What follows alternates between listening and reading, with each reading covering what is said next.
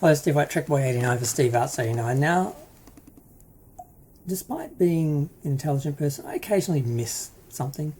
There was a video done by Sidetrack, the Sidetrack guy, the Tachyon Pulse, whatever podcast, talking about how basically they are not going to have a Star Trek film ready in time for the 60th anniversary. Like there was some notion a couple of years ago they were going to do, or maybe even having two. The fourth J.J. Abrams Star Trek Kelvin Universe film, or a supposedly Roddenberry canon universe prequel Origins film was the other suggestion they were going to do. So these were both out there, and they were given some substance as far as the rumours and ideas, but yeah, nothing's happened. There's no movement. Nothing's been greenlit. Nothing's in actual production, or even real pre-production. Because just talking about maybe doing something, and someone who's on the payroll thinking about doing something or looking at scripts or ideas, that's not real pre-production. Nothing's happening.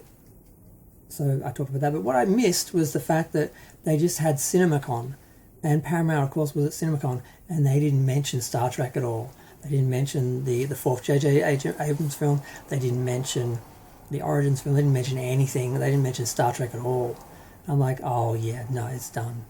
There's going to be nothing in the near future, and it's a pity because it's not brain surgery. You can do a film-only franchise.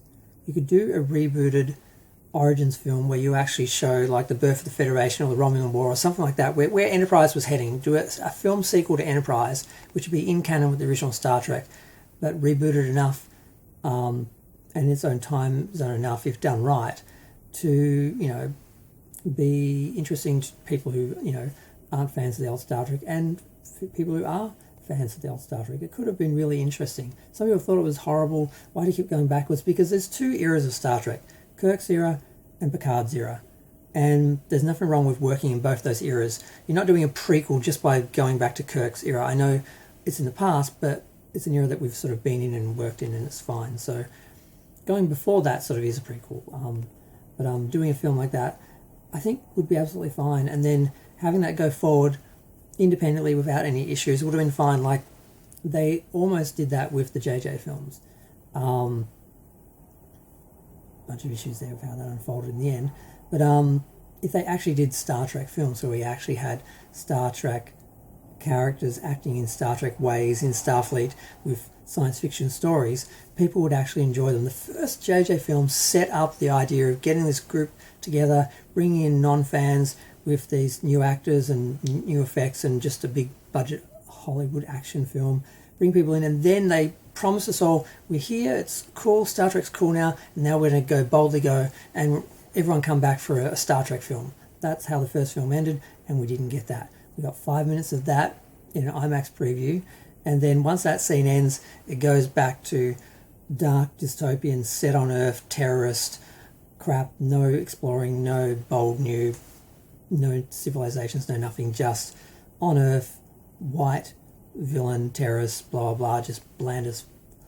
And then they promise again at the end of that, oh, we're going to boldly go in the next film. So just come back again and we'll, even though we didn't deliver this time, we'll deliver next time. And they actually tried to. They actually tried to give us a Star Trek film, but unfortunately, the people who wrote it think science fiction is boring and Star Trek is boring and space exploration is boring and who would want to be there, and the only time humans are alive is when we're fighting. And that was the message of Beyond. Even though the film unfolded in more of a way that felt like a Star Trek film in some ways, at the end of the day, they blew up the Enterprise and stranded everyone on Earth, on planet Canadian backlot to try and save money, and didn't deliver ultimately. So that's why that failed. It had some Star Trek scenes, some Star Trek-like elements, but it had these also anti-Star Trek themes, and this just, it just have a bunch of people running around like in the bush and act like that's, science fiction. We want to see strange new civilizations. We want to see, alien races. We want to see space stations and space ships and, That's what we want from Star Trek. Instead, we just got people running around in the Canadian, Planet Canadian backlot. Yeah. So they didn't deliver. First film promised, second film failed, third film half-assed job, but it was too late because people were already turned off by the first film. The only reason why the second film made money was because the first film. I'm talking too much. I'm going to go. Feel free to share, like, comment, subscribe. Let me know what you think of the whole thing. I don't know how I started talking about the Star Trek films. But, yeah, it's a pity. It's a pity. We could have had Star Trek working in 2 timelines, 2 eras. But, yeah, they couldn't even deliver one.